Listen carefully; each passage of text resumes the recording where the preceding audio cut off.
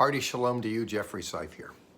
We are picking up in the book of Hebrews. I'm interested today in chapter 2, verses 1 through 4.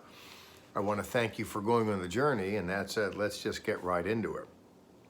We're entering into a world here. We're looking at a document that was written arguably sometime before the destruction of Jerusalem. It predates 70 AD. We don't know who the author is. We do know, listening to the literature, hearing it speak in its own voice, that the author has a very high view of who Jesus is, not just a prophet, but divine. There's some kind of interconnectivity there, that he is thus superior to garden variety prophets and rabbis and reverends. And I mean, he starts off speaking to something that was of interest to his hearers, that is angels. Angelology and demonology isn't taught much today. In antiquity, ancients believed the world was full of these spirits, and both good and bad, and they operated without understanding. Into that world, this author gives voice to the fact that the Son of God, that is the Messiah, is superior to them. And that said, and I'm just kind of taking what was said in the first chapter, which you're free to read, he reiterates it as well. If you look in chapter 2, verse 1, he says, for this reason. Whenever you see for this reason, it's conjunctive. You want to see what came beforehand. For what reason? And the reason is because the Messiah is superior. He says, for this reason, it's necessary for us to pay close attention, especially close attention, to what we have heard. Now that's interesting, given who it is who's speaking. He said previously in the first chapter, in many and various ways God spoke to us through his servants, the prophets. Now he's spoken to us through a son. And he says here, as he opens in chapter 2, it is necessary for us to pay especially close attention. I wouldn't beckon individuals to pay especially close attention to me. I don't take that myself that seriously, but when it comes to the literature, and I hope Bible teachers are actually teaching the Bible, we really want to pay especially close attention to what is said in the literature. This, in effect, is the apostolic testimony.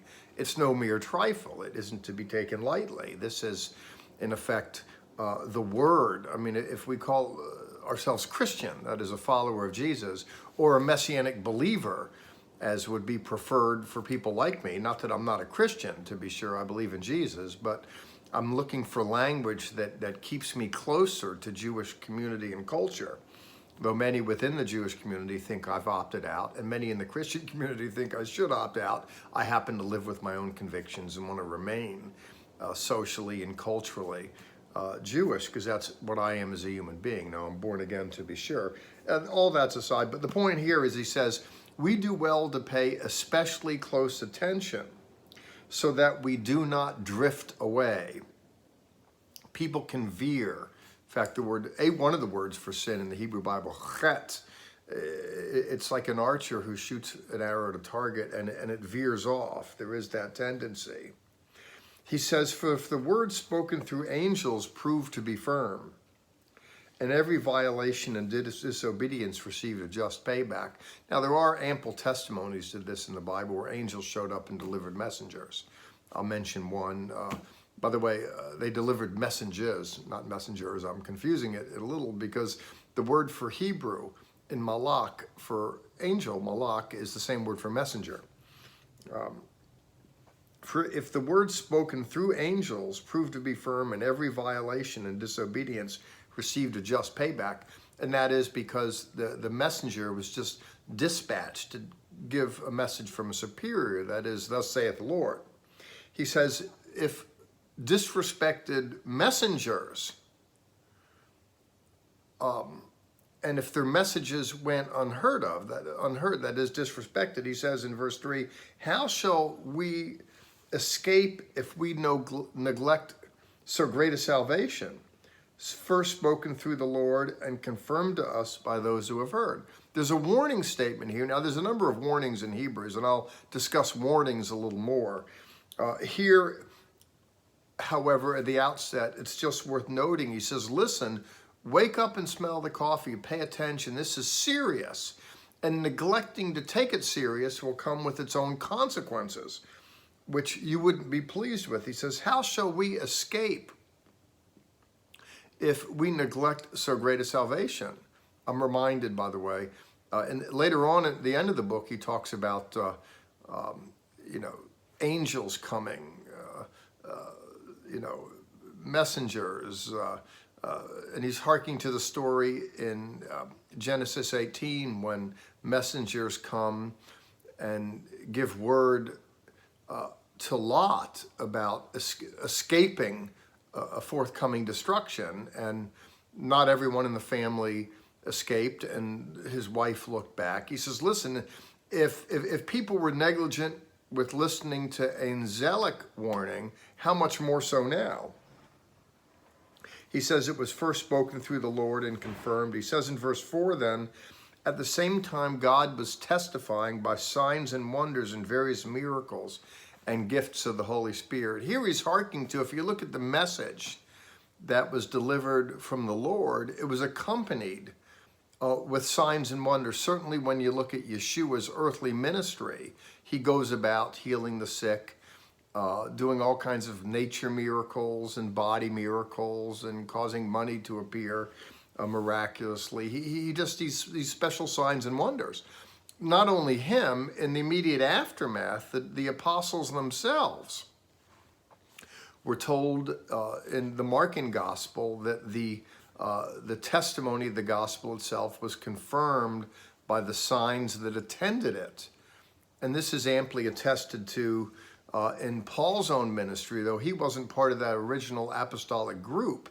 The miraculous accompanied him as it did Peter, who was with that group. Various signs and wonders, miracles, and gifts of the Ruach HaKodesh according to his will. Now, God dispenses the supernatural according to his own will and his own good and purposes. I don't know that we can turn it on like a spigot and just make it to happen. You know, I'll go and, someone's sick and I'm pastoral and will ask me to pray. And Pastor, Rabbi, can you guarantee that I'm going to get healed? No, I can't do that. I can't guarantee that you will. I can guarantee that you can. The possibility is there, but I'm not the one to decide these things ultimately. And I don't want to be cavalier about this. Ultimately, we all die. I'm going to be 64 in short order, and I know that this earth suit that I live in has an expiration date. It's not stamped in my forehead. I don't know when it is.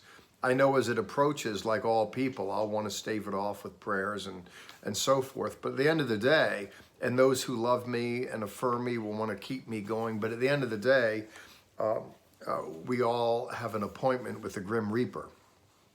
And I don't know that I can purchase religion in order to stave off that day that's divinely appointed. In any case, but we do have the possibility. God does miracles in order to show off, in order to draw attention to himself, not in order to keep me alive for longer necessarily, but I'm a vessel through whom he can show off some. And I'm good to go to be that. In any case, before I leave today, the emphasis here is on warning, to make sure that we listen, that we heed the word. And he's bearing down on his hearers, this author is, and we'll reflect on this more, but at another time. Thanks for going on the journey. Let's do this again in a week, okay? Ciao.